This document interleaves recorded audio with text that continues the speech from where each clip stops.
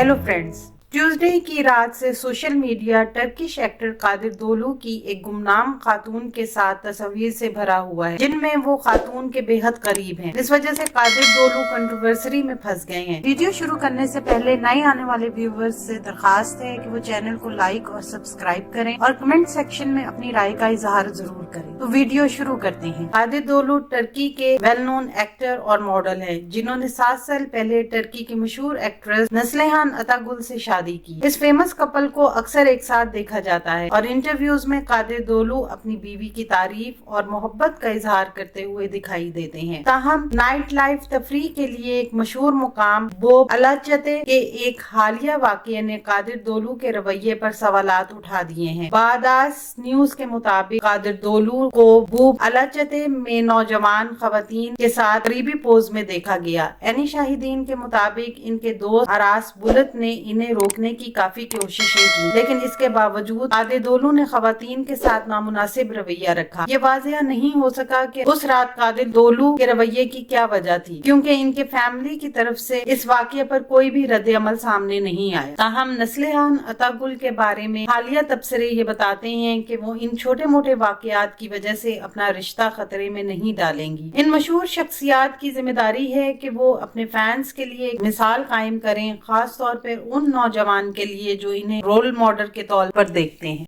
आने वाले दिनों में अपने पसंदीदा ड्रामों की मजीद मालूमात के लिए हमारे चैनल को लाइक करें, शेयर करें और सब्सक्राइब करना ना भूलें। शुक्रिया।